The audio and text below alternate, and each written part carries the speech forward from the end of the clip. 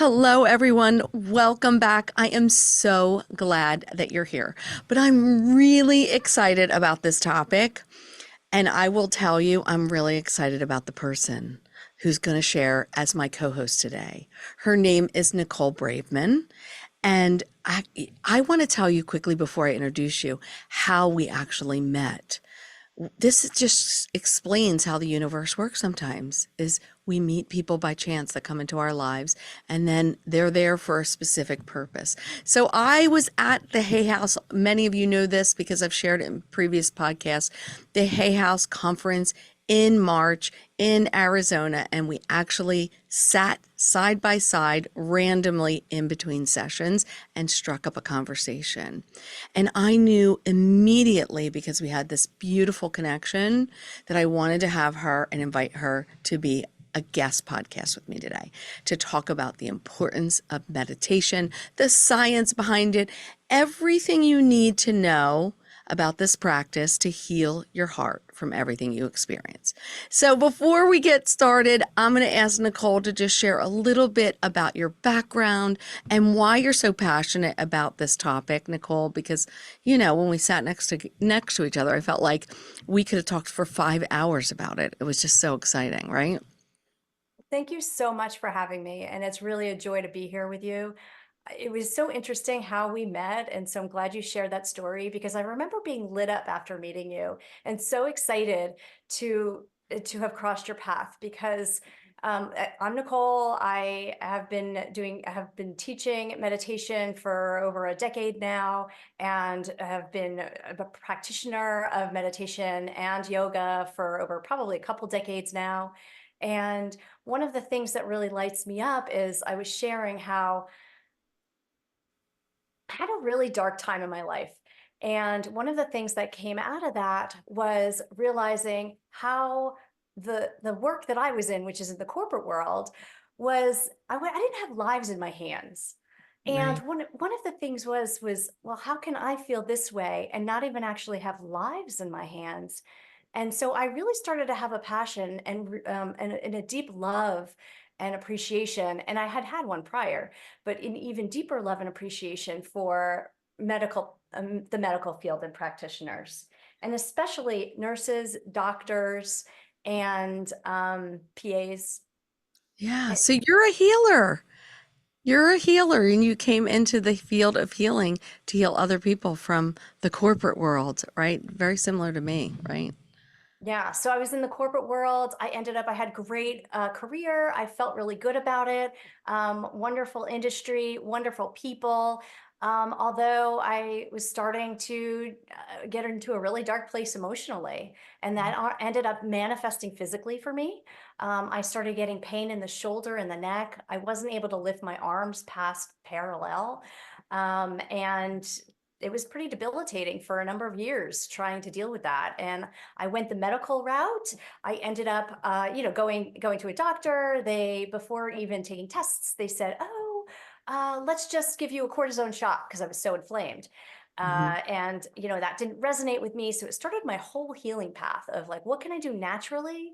And I'll say that the natural healing, I'll say that meditation's been a big impact, huge impact on my life. I went that traditional route, went through physical therapy, 3 rounds of it, plus years of doing other things. And it wasn't until I found yoga therapy, which actually was kind of my more entryway into this wanting to teach meditation and the power of it, that it ended up, I was able at that moment to alleviate my pain that I hadn't been able to alleviate in all those years. That maybe got me 70% with physical therapy. And then ever since then, I was able to like mitigate the pain or help release it right away through meditation and other sort of really simple practices. So I remember crying when I went to this yoga therapy class because the pain came up during the class.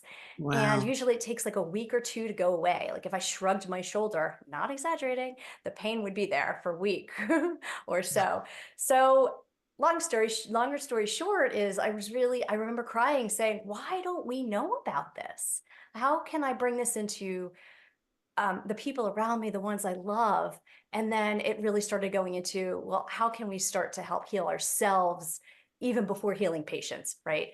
so that we Yeah. can bring the best of us and inspire them with what we're living and I breathing. love it because, when you and I met, it was so random that I cannot help but believe that there was a purpose to that, right? That our sort of paths were crossing for very specific reason, right? For you to Mm, bring this message forward, for me to have this platform, for you to reach so many people. And when I think about, this because you and I talked about this when I was a consultant, but I also worked as a nurse pushing a med cart during the pandemic. And it was really the hardest work that I had ever done in my nursing career.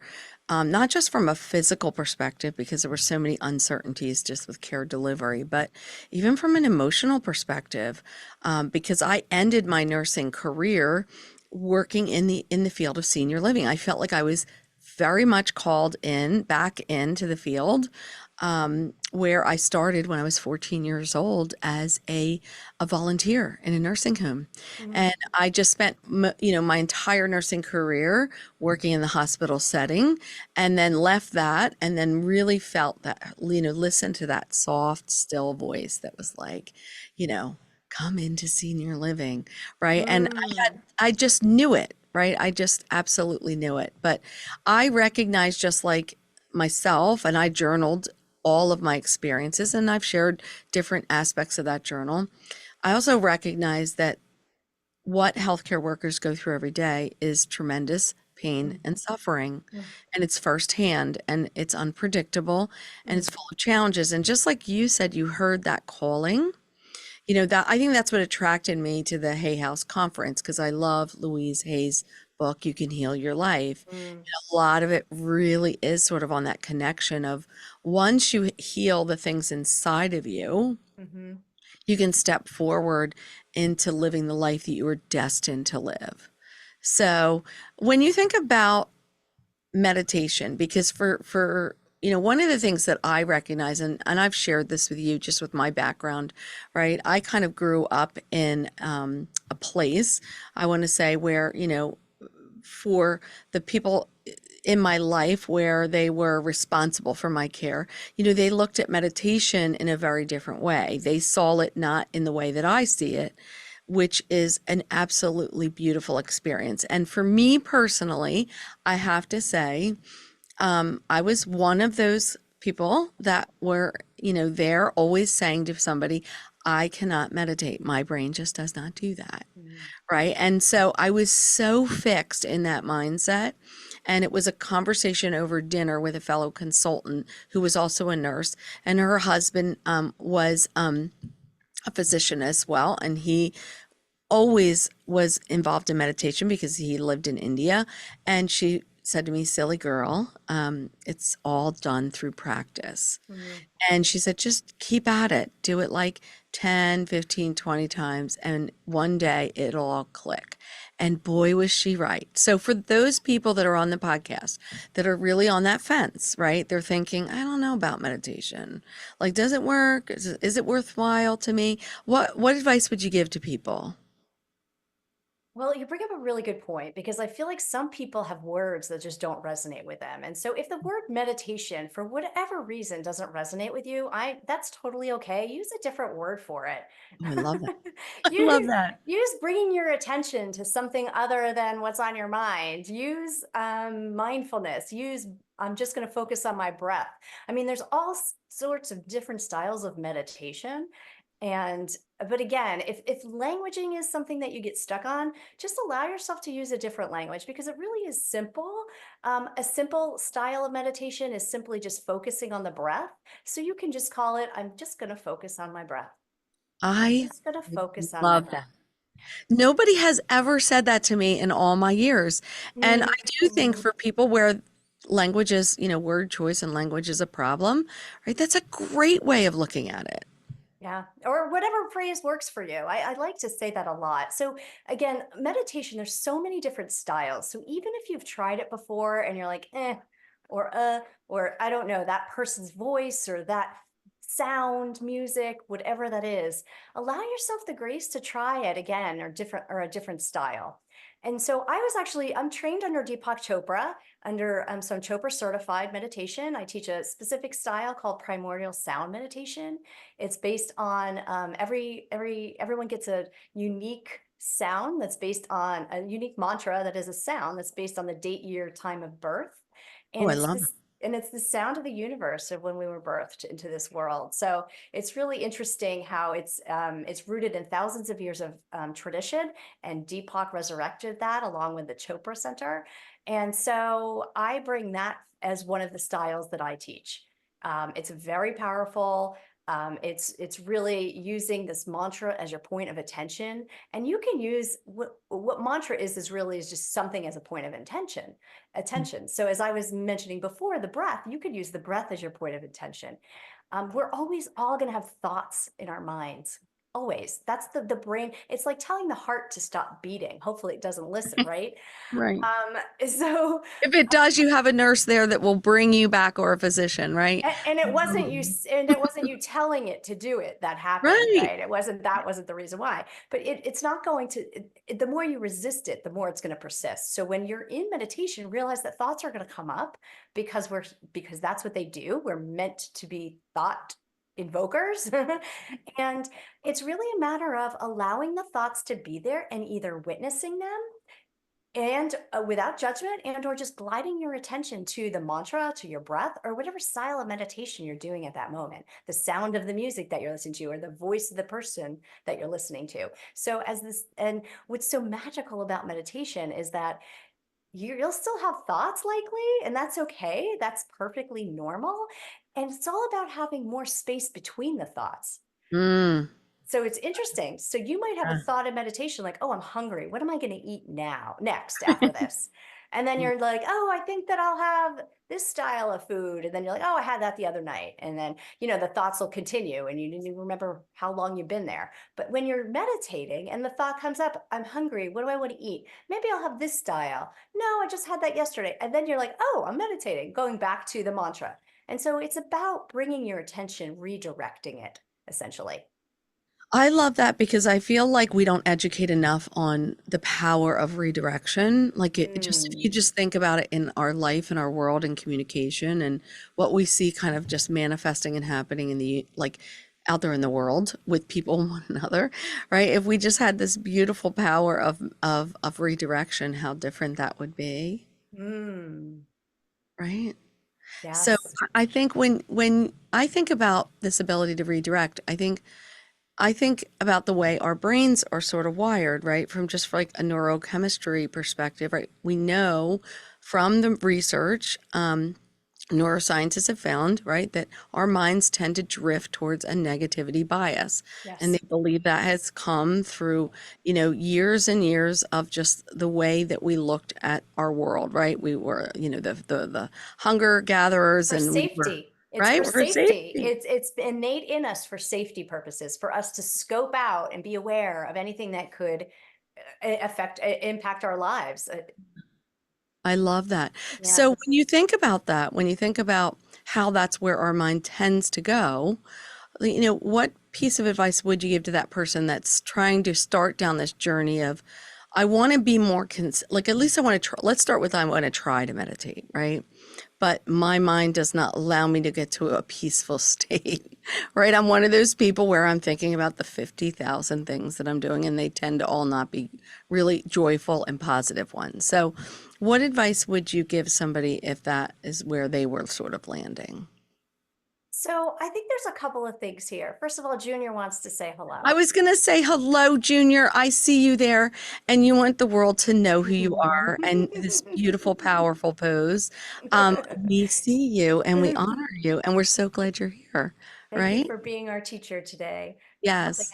helping us share. So I would say a couple of things. One is, if you are someone who feels like you can't meditate, I would say allow yourself to just focus on the breath. And if Hmm. thoughts come up, and if it's a to-do list, allow yourself to have a, a piece of paper and pen. Just write Okay. things down as they come up. So if you're someone where you're like, all of the things I have to do keep coming up, that's okay. Allow yourself to just write those down. Now, when you're practicing primordial sound meditation, there's like best like guideline is you wouldn't have paper there for you. But I'll say at first, if thoughts are coming up and you're afraid you're not going to remember, do what you need to do. Put Yeah, paper next to you, and then you know you've got the list, and then you can clear your mind of that thought so that it doesn't keep coming up, or when similar don't keep coming up. I love that. And so I think also when people have trouble going to sleep at night, that's one thing I find is like you're running your to-do list of, oh, what didn't I do, or what do I have to do, and remembering what happened during the day. But I do feel like that is a good technique that can work for people. And again, I teach the mantra style, which is so powerful because it's really helping you redirect to a sound. It's not a thought. It gets you out of thought entirely, and it allows you to connect to the space between your thoughts. I love that. So, that never happens in healthcare where nobody can sleep because it always happens in healthcare, right? We're either so exhausted because we're going to shift to shift to shift and have worked ourselves to death that we nearly collapse. But for many, many people, and I say this over and Hmm. over again because I want healthcare workers to really make this connection that the work that they do is unpredictable. And just by nature of that, so many times things happen to them directly and they can't let it go, right? So they can't get to a state where, this bad thing may have happened, or I may have witnessed this Mm. situation, or I may have been a part of this situation. And instead of releasing it, it's still attached to that person. And then, their mind sort of goes to this crazy place where they're trying to sort of come up with alternate scenarios of how they might have handled that or done that differently. And that is so dangerous. I will tell you, many, many years ago, I learned the power of correcting that. I read a remarkable book by Joanna Barsh called How Remarkable Women Lead. And she has a whole chapter dedicated to how you can break that sort of habit and cycle, even from just a gender, difference. And I would just say, how would you recommend that healthcare worker where, they're holding on to all that? Like, how can they slowly begin the process of just releasing that at the end of the day? And so I'm glad you mentioned that because that's one of the things I feel like can be really helpful is for me to share some tools. Yeah. And maybe you have your own tools in your tool set. So you use whatever works for you. And one of the things is I'm going to say I'll like give examples of throughout the day, and then we'll answer your question directly of like at the end of the day. But essentially, if you could set the intention before each patient you're seeing, before the Oh, day begins, so you're setting the intention. Now you're not attached to the outcome. You're going to set the intention, and you're going to notice as you continue setting the intention, more and more your intentions will be there. But also doesn't mean they'll always be there. So just be aware of that. But setting the intention either before you get where you get to work, or before, or as you get out of the car, or even before you get in the car, setting your intention for the day, whatever that is for you.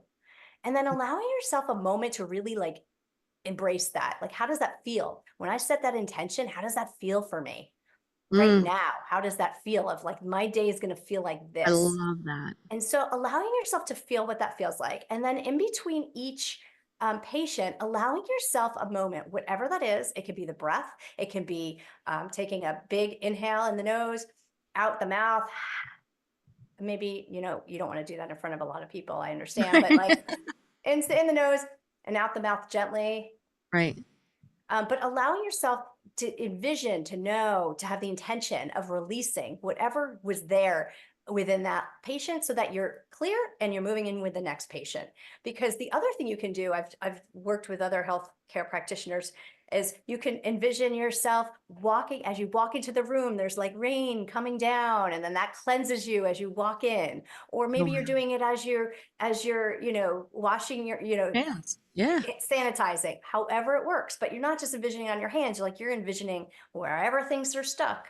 Because I would say that especially as healthcare practitioners, and I know you have a lot of nurses that you work with specifically, that you can take on their feelings. And Hmm. that's one of the great things, and why you do what you do, you're natural healers, is because you can feel what they're feeling. You're in touch with where they're at. But Yeah. also realizing and allowing yourself the awareness to be like, that's theirs. I don't need to take that with me. And I don't know if anyone's like experienced even taking on pain of patients. I know I personally have. Yeah. Have you? I have, and I felt it the most when I was in oncology, for sure. Mm. So you tell me your stories, and then I'll tell you mine because I feel like we don't talk about this enough in healthcare. 100%, and how it relates to healing. Yeah. So I'll share that. I want to share a tool around that because realizing that in that moment when you're feeling pain or you're feeling discomfort emotionally, even allowing yourself to just acknowledge that that's not yours. Because in the acknowledgement itself, it can sometimes help shift that so that you're not carrying it with you. I love that idea because I'm thinking very particularly about an incident that I had, and I believe I used it in one of the very earliest of podcasts for Healing the Heart's Healthcare, where I talked about a patient I took care of on an oncology. He was had beat cancer.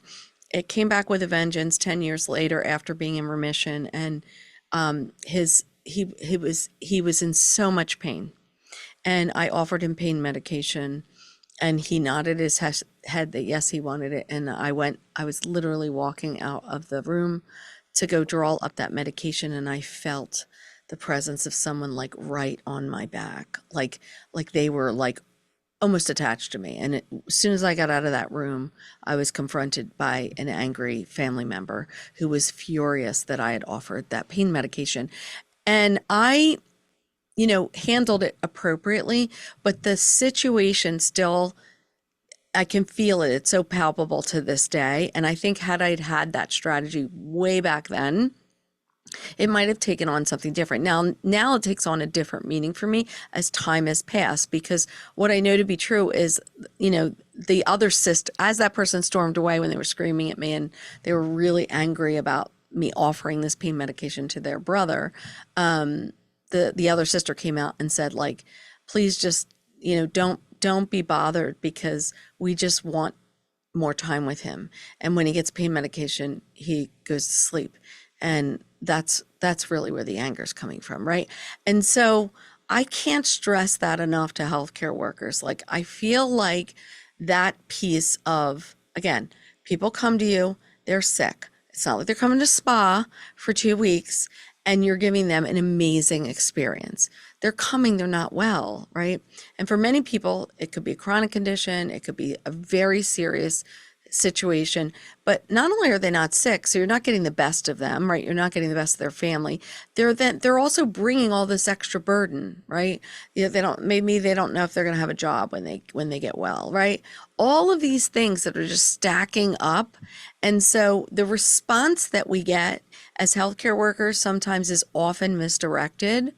But I think we have an opportunity as healthcare workers to shower people with love in those moments, because there's so much pain there on their end, right? And I think we don't teach it enough. We don't do it enough by example. And I wish we did more of it. But I think that tool would be really helpful for people to really just kind of set that intention. Yes. Absolutely. And once you're aware and you can feel it, you can allow it to release either with a breath, or you can do some sort of visualization like water just floating through you and it just moves right into the earth. Everything that's not yours, setting the intention and really allowing it to release. Because all of the times that we've carried other people's things, and just know that taking on the pain and suffering, so you're probably better than this than most people really is, but taking on the pain and suffering of others people of the for other people doesn't help them.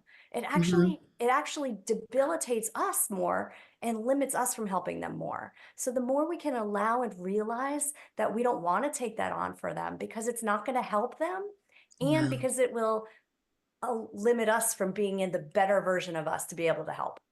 Yeah. Now, I know when you and I spoke, you had mentioned to me you've done a lot of research on meditation. So when you think about like all the research that you've done over the years, like, is there anything that really stands out for you where you're like, I wish the world knew this? There's so much that I do. I mean, there's a lot of science behind it. there's definitely there's definitely a lot of science behind it. And so, as I mentioned, I was drawn to learn from Deepak Chopra, since he is a medical doctor and he does tie in the science to it. And so that's one of the reasons that I wanted to, train under him and under the program under Chopra because of that. I And love. and one of the things is, so when we are in flight or flight and when we're in stress, we've got these physiological changes that happen. I'm sure most of you know it. Yep. Increased blood pressure, heart stress, stress hormones, blood sugar increases, circulation, decrease in the circulation around the body. The blood moves to the Yep. limbs, so it's Yeah. actually not in digestion anymore. It's not even in the brain. It's all in the limbs, so you can like run from that Right. tiger that we talked about, right? Um, you have a decrease in immunity because when you're in that fight or flight, you're either in rest and digest, whereas your all of your cells are being rejuvenated, or you're in fight or flight. Mm. There's no in between. We're either in like fight or flight or rest and digest. And so then when we're in our fight and flight, there's those sticky platelets. All of those are seeds of illness, right? Mm. So like the high blood pressure can lead to heart disease. The increased hormones can lead to insomnia, addictions, anxiety. The increased blood sugar can lead to diabetes, can the digestion. The list goes on. Decrease in immunity. We know all the things that can happen from there, and then increase in sticky platelets. We know that that can lead to heart issues as well. So, but the thing is, when we're in meditation, all of that reverses. Yeah. All of that. During meditation, the body shifts into this state of like restful awareness, and it counterbalances the flight or flight response. It Mm. counterbalances all of that. So then the heart starts to pump more slowly. Our blood pressure normalizes. We consume less oxygen and expel less carbon dioxide. We perspire less. So the list goes on. The platelets function more normalized. And Mm. so all of that in a moment, just in meditation, increases Mhm. our health overall and our brain health. We don't talk a lot about brain health sometimes, Yeah. but when we're in fight or flight, we don't have the capacity to be at the best of our creative solution. We are in like, I'm living or I'm going to die Yeah. response. 100%. Mm. Right? We're taking it, and I think about like how we are as human beings, right? I mean, if you really think about it, we we bring a lot to work every day. Mm. All the stuff that's happening in our lives, happening at work, happened to us when we were young, like all of these things, right? You begin to start thinking about all of this and you're bringing it into work. And so I think sometimes as a healthcare worker, I want healthcare workers to understand that this absolutely 100% affects your ability to heal other people.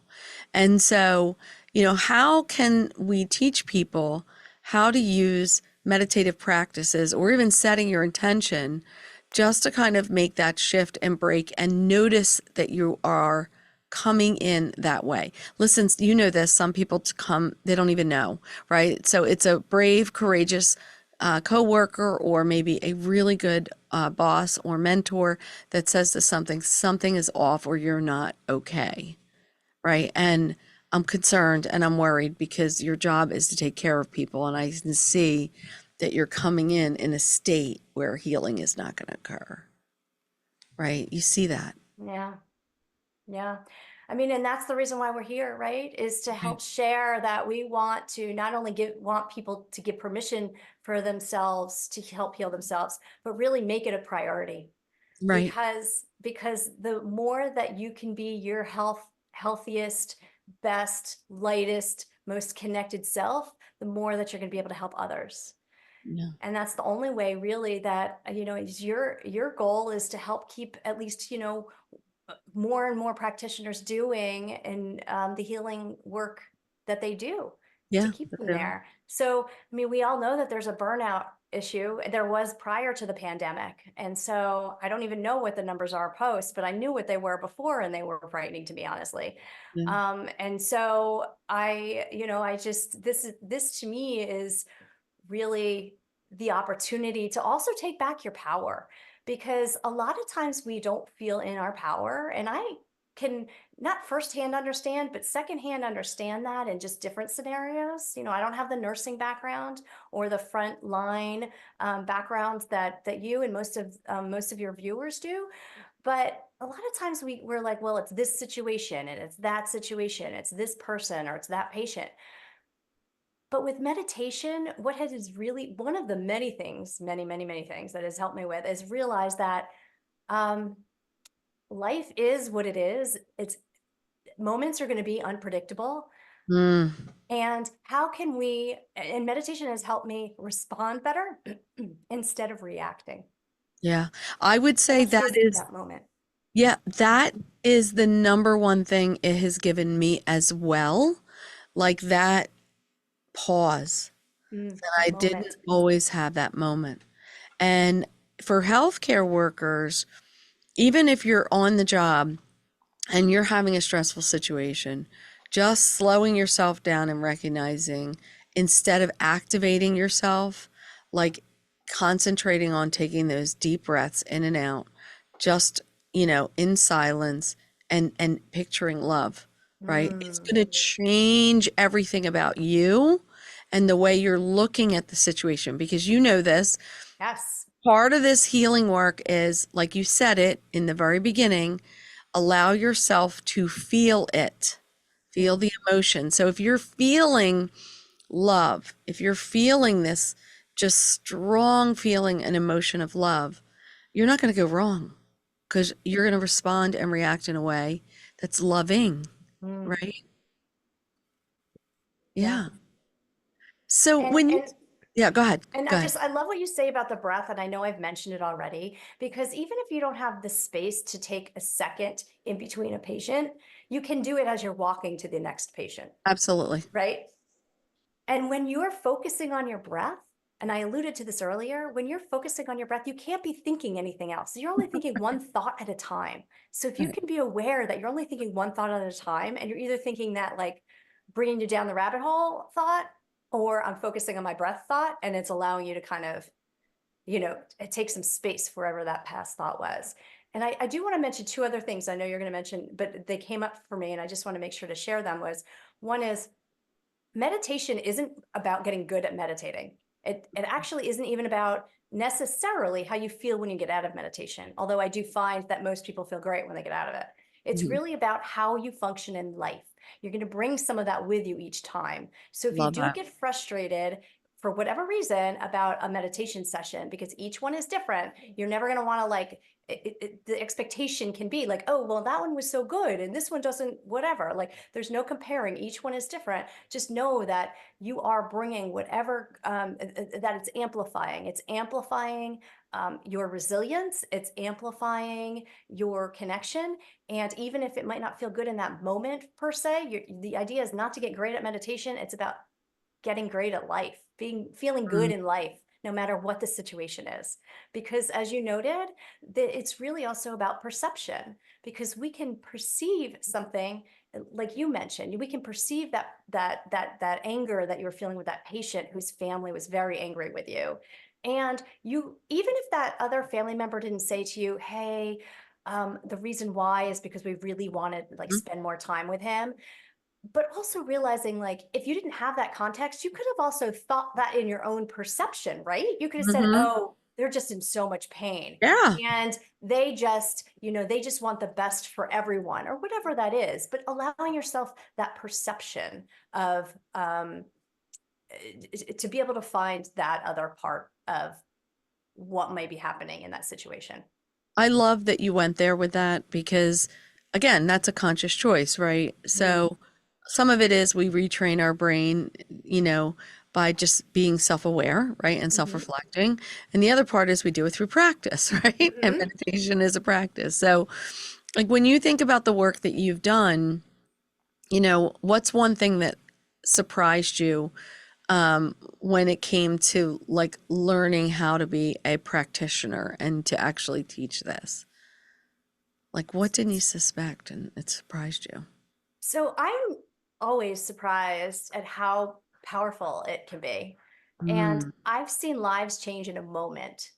So I've had someone who came to me who was having was in a very bad car accident.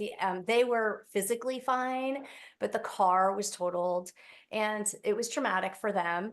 And they were going through panic attacks every day for a few weeks since Mhm. the accident. And I had one session with them, and they have since not ever had a panic attack since. So, I mean, the power of that, the power of after the pandemic, I got a message back from someone. I think it was like, I felt so entrenched in the weight of the world, and meditation freed me. I mean, it, and hey, does everyone feel this every time they meditate? Probably not, but it's the opportunity of that being possible in the time when you might really need it. And for Um, healthcare workers, let's think about it. This is absolutely something that they need. I know for me, I went into a very dark place. I shared this with you, right? Like I pulled myself off of social media. I was like, I just want to be alone. Like I didn't have the ability to sort of make this connection that all that pain and suffering that I experienced firsthand. And again, I was in senior living, right? So it was really, really hard for me to see many residents and patients that I cared for, and to feel like they were, removed from their families, and their families just wanted so desperately to be with them and couldn't because the regulations didn't allow it, right? And everybody in healthcare had this, right? Even when you work in the hospital, there are countless amount of people that were the only person there when somebody passed, right? Or nobody was there when somebody passed, and then they carried that weight and that guilt of why wasn't I in that room at that time, right? So I feel like for healthcare workers, even if you didn't serve in the pandemic, these are the kind of experiences that you have every single day. And the more that yep. you realize it, the better positioned you will be to fix it. And meditation may just be that practice that opens you up to be able to start to begin to heal. Most definitely. Yeah. Yeah. I mean, all the accumulation over the years, even pre-pandemic, of what people are carrying with them. That's the power, is meditation really does help you release each time. And it's an ongoing practice that I do twice a day for, decades already. And um, it always has the ability to be able to help, I'll say, like, more or less baseline, and help peel away some of the things that we've been carrying that we might not even realize we're carrying. And we don't even have to know what they are. That's the great thing about meditation, actually, is like, we don't even have to know, like, oh, it's that situation or this situation or that, when you're doing this practice, it naturally will help you release some of the things that you've been holding on to. I would agree. And I just, again, I can't help but think of my conversation with my girlfriend Mary when we had this conversation. And one of the things that she said to me is, trust me when I tell you this, is that, when you begin to start meditating, she said, you're, it's almost as if the world's going to slow down just a little bit, and Mm. you're going to be in a better position to notice the things around you. Mm. And when I say that that is 1000% accurate, that is absolutely the experience that I had. Like, I would notice the second I stepped out of my house, even before that I didn't need to rush to get to work, right? Like, that was a sort of a self-imposed sort of thing that I was doing. And I could just kind of relax and listen to the birds and notice a ladybug, that I would have probably breezed past a million times, I right? love that. Right. So do you see that when you work with different Yes. clients that they notice the same thing?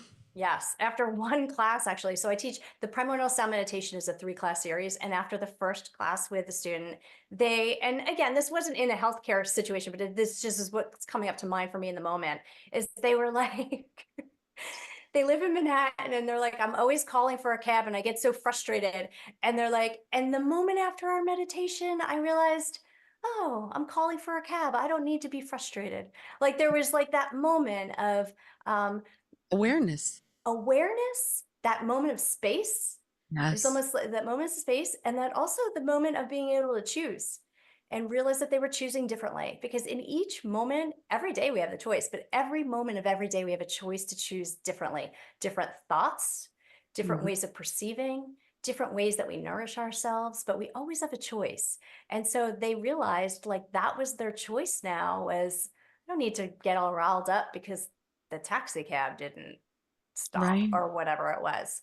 And then and then there was a doctor I was working with who was mentioning how they realize now that these tools that they're using going from patient to patient has really helped them feel better. They can feel it as they're walking then, when they're walking from patient to patient, they can feel now how they feel like more open to being with and more focused with that next person because they're not carrying all of those other things with them from the prior patients that they've been with throughout the day. Interaction. Yeah. So you said Yeah. something in the very beginning that I want to go back to because I feel like as healthcare workers, this is a huge opportunity for teaching and education. And that is to look at this from a lens of being free of judgment.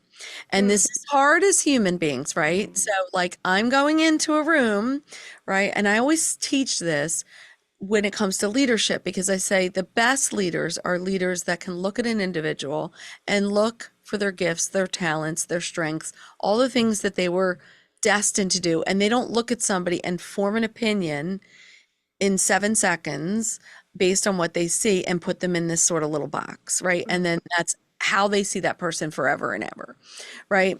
And so as healthcare workers, this could absolutely be a tendency, right? You go into a room, right, and somebody responds in a Mm, certain way or gives you an eye, and then all of a sudden, right, you're activated and whoop, down the roadway of like now the way you deliver care is going to change. wow. So, how can healthcare workers really be attuned to this? Like, this is a choice, and the judgment piece, what's the best way to like let it go? Let it ride. I think the thing is to be aware of it. Honestly, the first step is really awareness. You just want to be aware, like, am I having a judgment right now? And if you do, it's okay. We're human. We have judgments. I mean, that's Right. just, I mean, and then also allowing yourself to maybe just release it like you would in some other way of like in the breath and visualize it moving into the earth. Like, I'm going to release that judgment and I'm going to just give them what I need. Maybe you're setting an intention at that point. Maybe you're saying, I realize that I have a judgment. I'm going to allow myself to release that judgment and allow myself to give them the great care that they most need. It can be as simple as that. It just reminds me of when we were at the Hay House in Arizona. I was traveling with my sister. Um, she Yes. she and I were together, and you met her as well. Um, Yes. and one of the things that I just this story popped in my head, and I was like, oh wow, this is really about that power of release, right? So, my sister was carrying.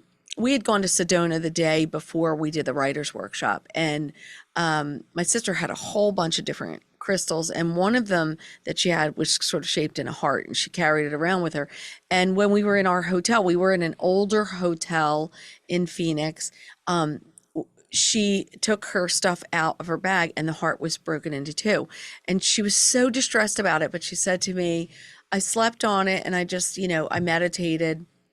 And in the morning, she woke up and she said, I have this feeling that I need to take this heart and find a place by the hotel and put it into the ground and bury it. Right. And so that's what she did. She buried it. And then come to find out later, right? We were looking at the hotel and we were looking at like sort of history around the hotel, and a person had committed suicide back in like the 30s, and out of their heart was broken, right? And they literally jumped off. Wow. And I said to my sister, do you think that heart broke? And because we were Wow. in the hotel room, and then that was like this correlation, you had this desire to go bury it in the ground and like release that sort of feeling that that person might have had or any energy that was associated. And she was like, I do. And I was like, all right, I'm just checking, right? So I do think like when you meditate, don't be surprised if like there are little things that you begin to pick up on that you wouldn't Yes. normally see, Yes. And there's right? thoughts that would come through. It might be in meditation, but it could also just be in life because as you're meditating, you become more attuned. And that is certainly true. And so a lot of times I'll meditate and like for an intention, like I'm looking for the best next step for whatever, or I'm looking for clarity around something. But if it doesn't show up in meditation, look around in your life, because it Mm. will certainly, what we ask for, what we're looking for, and clearer guidance will definitely, I find, appears the more we meditate. Yes. So, Clarity. we Clarity talked is the about word. that. Yeah, and we talked about Yeah. this in the beginning, right? You talked about setting intentions. Can you Hmm. kind of explain that to people and walk them through like how they could set their intentions for the day, if they were Yeah. a healthcare worker? So how would Yeah. they go about it? What's the best way? Sure. It reminds me, before we jump into that, because that's great. It reminds me of, I wanted to share a little bit about that. uh, the brain is so powerful. I know you've had some conversations around this on another podcast around that, but the brain is really powerful. Our thoughts connect to the physiology within our body, as we talked about. When we're a stressor is a thought that we're missing that's like a perceived, that our perceived obstacle isn't being fulfilled. Okay, so like it results from perceived obstacles to the fulfillment of our needs and desires, and so it's perceived, but the body responds to the thought Mm, that it's perceived. yeah. And so if you close your eyes right now and Only do just this if you're not driving, only, right? yes, only do this if you're not driving. And if you just notice that you cut a lemon in half, and notice, bring the lemon up to your mouth and take a big bite out of that lemon. And can you tell that you're salivating? Yeah, yeah, Can you feel 100%. that? Our body doesn't know the difference between what is actually happening and what we are perceiving in our own mind. Yeah, I got that like curl Really in. powerful. Yeah. It's really powerful. So I wanted to bring that back and then lead into answering your question there, that I love this. So this is a quote from Deepak. A remembered stress, which is only a wisp of a thought, releases the same flood of hormones as the stress itself. Oh, wow. I love that. Wow. So I'll repeat that one more time. A remembered stress, which is only a wisp of a thought, releases the same flood of hormones as the stress itself. Mm, So our minds are really powerful, really powerful. And so if we can use them to direct our attention, and as you asked, like, how can you set an intention for the day? So it can be, I don't want to set people's intentions for them, but it could be uh, more and more, I see the love and beauty in every patient, and I know how much I'm helping them in every moment. oh, I love Whatever your intention is, that's an example. And then really, how does that feel? And then you can even bring that to walking to each patient's room, Mhm. seeing each patient, you can bring that with you. And because our brains are so powerful, they will look for what we set the intention around. So Yeah.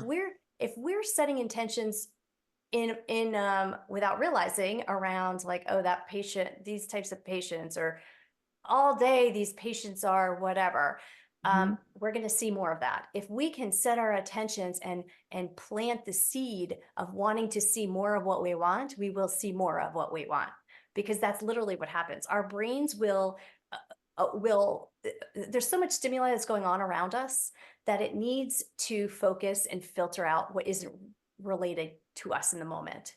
And we're setting the intention of what's relating to us in the moment by setting an intention, or what we're thinking about.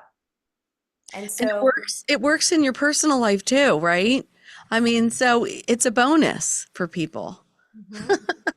So get into the practice for at work and then do it at home too. And I like to say, fear is praying for what you don't want. I love that. So that's actually really resonates with me, because I do still have fear a lot that comes up for me. And I kind of remind myself, like, okay, if I have fear come up, what do I do? I'll just share this other one other tool with you of like what helps me.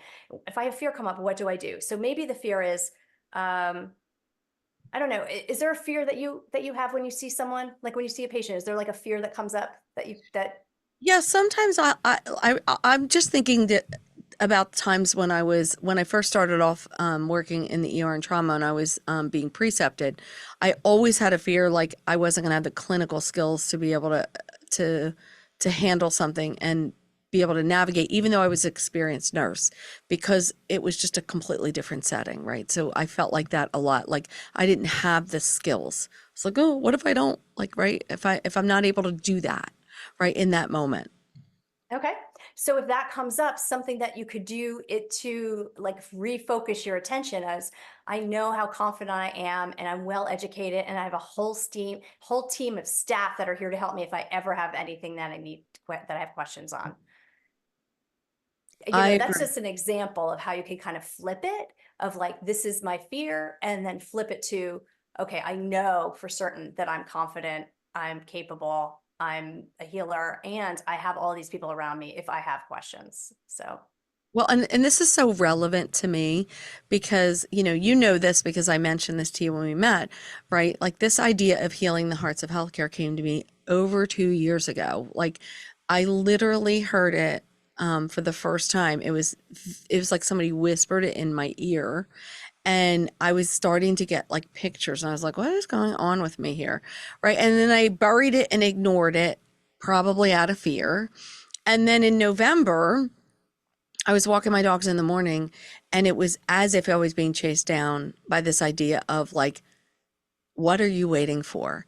And when I really looked at the source of what am I afraid of? Like, what am I afraid of? I mean, I was a consultant, I was in leadership, I was a mhm. nurse. I did, I had so many experiences and worked with so many clients to get them where they needed to be. And I was like, what are you afraid of? Just like lean in and go with it, right? And so I do think for most people, I love how you kind of shared that sort of visualization of fear. I think for most people, if I were going to educate them about fear, I would just say it's part of life. And Mhm. part of your journey in life school is just to learn how to like let it go. And I think of oh boy, that the book Eat, Pray, Love, right? That Mhm. was Elizabeth, oh, I can't think of her last name. Oh, it's like, it went right out of my name. But that in that book, there's this beautiful visualization of how she says that, for her to do the things in life and to really step forward, she sort of pictured fear in this little box that was like in a chair by her side. It was like close enough to her, right? So that it was still close, but she wouldn't allow it inside her body. And it was a visualization that she did to kind of propel herself forward. And I think about that a lot, right? That for so many people, right, fear is the thing that holds them back, right? Mm. It's the thing that holds them back from trying something like meditation. It's the what if, what would people say? What would, how would I feel? What would I do? Right. And what advice would you give people in managing that fear? I think you had a great point around it that fear is natural. And I'm living with fear. We're all living with fear. You all are. Yeah, it's You're really right. I do feel like that the way of being able to see it from the other side is I might be fearful of this, but is this something that's in my highest and best interest to move forward with? If it's like something like you were sharing around a specific project, although if it's work related and customer care related and there's a fear, it could be it could be allowing yourself to know that you always make the right choice. I always make the right choice as long as I'm connected and healthy and taking care of myself. I'm always, able to make that right choice or have others around me that do. I love Um, that. yeah, I love I don't know if we have time, but I do have like an 8 steps to meditating and We do. oh, we We have do? Okay. I wasn't time. sure how much Yes. time we had. Yeah. No, we have time. So Okay. why don't you share? So now I'm really curious, this 8 steps to meditating. Was there something that you wanted to touch on before that, though? I didn't want to. Oh, no. I mean, Okay. this is just you and I having a conversation and the rest of the world gets to hear it. So, Okay. Fabulous. Well, and I'd love to guide you into like a little yes. experience after. Okay. So the we can actually just do this now. That's the 8 steps of meditation. You can find it on my website if you're interested. It's super simple. But really the first thing is schedule time. Okay. So whatever it is, we talk about with primordial sun meditation to meditate twice a day, 20 to 30 minutes, but I'll say meditate at least once a day, at least for a few minutes. I mean, you have to start somewhere. So if you're starting, I even say, if you need to start with 30 seconds to a minute, then that is going to be more helpful than not doing anything at all. So don't let time frame of like, oh, I should be meditating for 5 or I should be meditating for 20 or whatever that is. allow that to be flexible, but schedule it. Meaning, is it before you go into work? Is it when you wake up in the morning? Usually we recommend, the guideline is before you look at anything in media or anything, before you turn on your phone, you meditate before turning anything on, because it allows you to kind of reconnect to yourself before being influenced by everything and all the other voices that are going on around us all day, all the time. I love that. But so scheduling it. And then the other part is, it's usually once in the morning, again, or in the early evening at the end of your or at the end of your shift, however that looks. And that can be right after your shift. That could be in the car. That could be before you walk in the door, because you really don't want to bring it home with you. You don't want to Hmm. bring your whole day home with you. And you'll see the power if you give yourself a little bit of time. Again, even if you have a minute, even if you have 2 minutes, set your timer or not. But allowing yourself to schedule that time. So we say twice a day, but again, however you can incorporate that. And if you want to play with twice a day, do like a few minutes and then a few minutes at the end of the day. Okay. And then choose your location. Now, of course, it'd be great to have them distraction free, but that is not how life always happens. And Yeah. so I actually have loved meditating in my car before. And it's a really good spot because you can like meditate before and after and usually not get interrupted. But either way, you can still close your eyes in a safe spot. And even if there's distractions, you can still focus on your breath or whatever meditation style you choose. Want to just sit. So that's 2, choose your location. 3 is sit comfortably with the spine tall. Mm. I'm going to talk through a little bit of ergonomics because I did take a office ergonomics certification course, and I know the power of that as well. So, but with even weight on your sit bones, you can shoulders are relaxed and down. The head is centered above the spine. The chin is level. The hands are resting gently on your thighs. And if you're sitting in a chair, have your knees bent at the same level as your hips, if you can, and your feet parallel, flat on Mm. the floor, and the ankles underneath your knees. I already feel comfortable. Mm. And then that's 3. And then 4 is just begin breathing by gently, softly in and out of the nose if you can, if that's comfortable. And you're going to breathe as gently as you would for a newborn baby. So it's gentle and soft. And then 5 is you're going to gently observe the breath as it moves in and out of the nose. And you're not forcing or concentrating in any way. The less you do, the more benefits you'll have.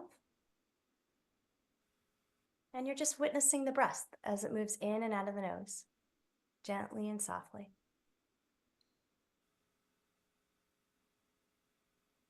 And if the mind wanders, you gently bring it back to focusing on the breath.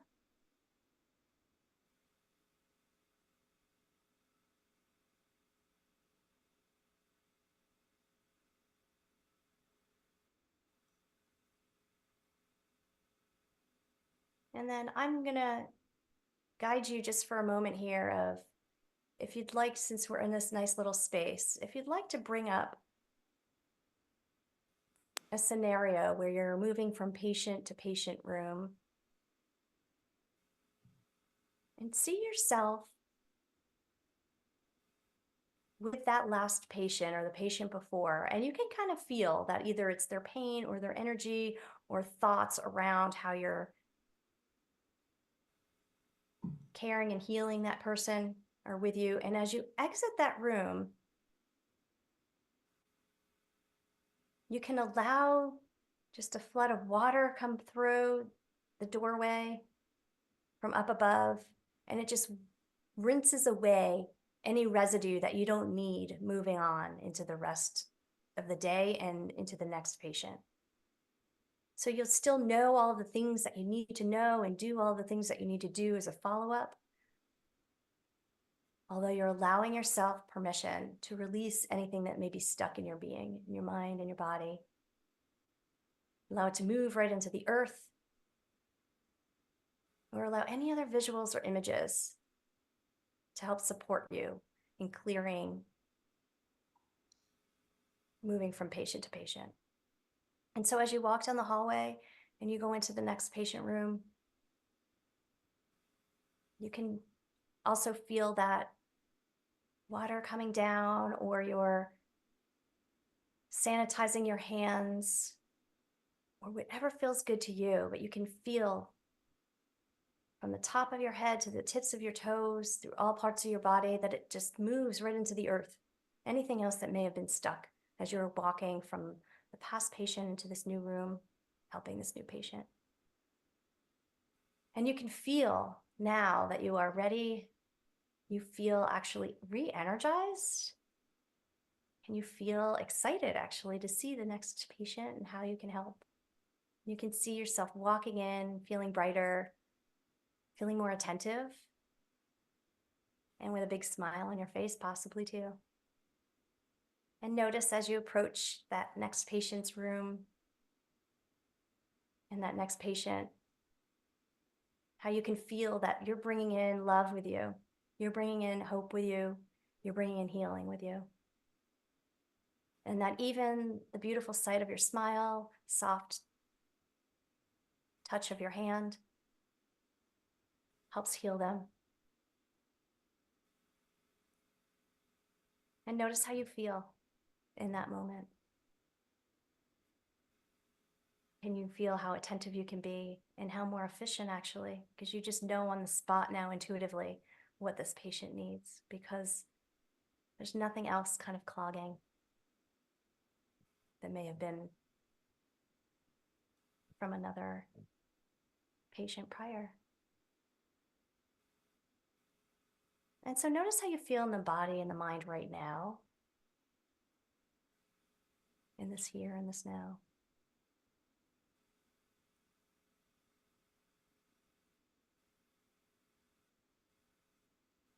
And you can set your intention. We'll set your intention for you that now when you move from patient to patient room, that you've got your clearing techniques, whatever they are, whatever works for you. Maybe you try different ones, see which ones you like best. That you allow those to be natural as you move throughout your day, and you allow yourself to set an intention each time you enter a new patient room, whether it's bringing love and healing and knowingness and expertise and compassion, whatever it is for you. You see yourself just naturally incorporating that into your day. And you can feel the shift just in this moments together, witnessing it in your mind's eye. And I set the intention that you allow yourself to bring some of this with you, whatever feels good for you, whatever resonates with you, into your days moving forward.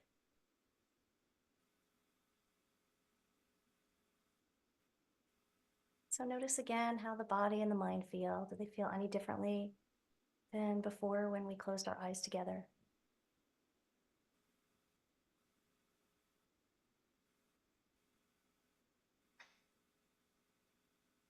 And you can observe the breath moving in and out of the nose, gently and softly.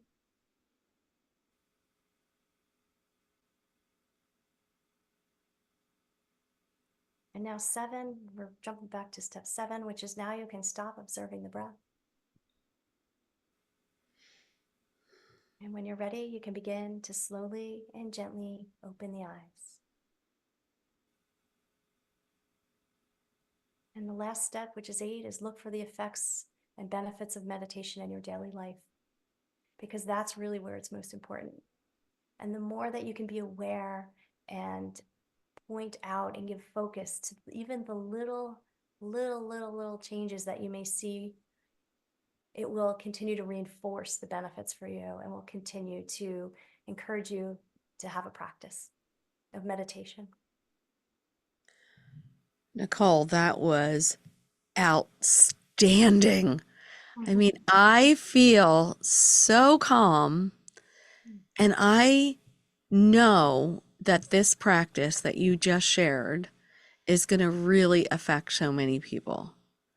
And I am so thankful that the universe brought us together and that you use this opportunity on the podcast to really provide this education to dispel maybe some myths or just feelings that people have and embrace something that could be so powerful. Mhm. You were outstanding. Now, I mean, I feel like I honor you in so many ways. And but I think before we close out the podcast, I do want to make sure you have an opportunity. So if you were so moved by this and you want to learn more, right? I always say to our guests, please share what is the best way for our audience to get in touch with you, so that they can reach out and learn how to build this into their life every day. Like you said, these clients that you have where it just becomes who they are, right? Well, I would be honored to help support any of our healthcare professionals. And I can be reached at NicoleBraveman.com. It's NicoleBraveman.com. And yeah, I'm available for consulting. I actually do speaking. I'm part of wellness programs. I incorporate into wellness programs. And I am doing hopefully some clinical studies of how meditation can help alleviate side effects of certain therapies. So I'm looking forward to Yeah, I could see you coming talk. into organizations like large healthcare organizations and helping to teach and guide and create a space so that people can sort of find a quiet reflection or to be able to do that or to offer healing on a regular basis.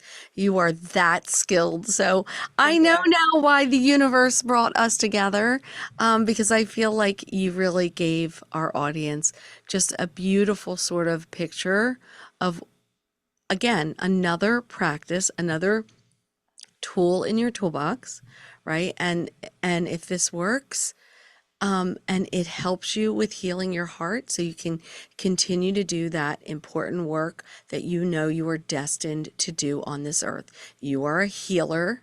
That is what you're designed to do, and you are going to face challenges. But when you find ways to heal your heart from everything that you experience every day, you'll continue to come back and do it over and over again, and you'll know that you're fulfilling your life's purpose. So, Nicole, I just want to say on behalf of our audience, thank you so much for joining me today. And for those of you, as healthcare workers, you know this. If you don't hear it enough, thank you for everything you do every day. The work you're doing is purposeful and it's meaningful, and you should be proud of everything that you do. And make sure you take these learnings to heart and you learn how to heal your heart from everything you experience. So I look forward to hearing from you on a future podcast. To everyone, thank you so much for what you do. And for Nicole, again, thank you. I couldn't say thanks enough. Thank you, Arleen, for what you're doing and bringing into the world and for the opportunity to share love and light and hope. And thank you, everyone, for doing all of the hard work you're doing. We need you. Yes, we Lots do. of love to all of you. Lots of love. Well, goodbye, everybody.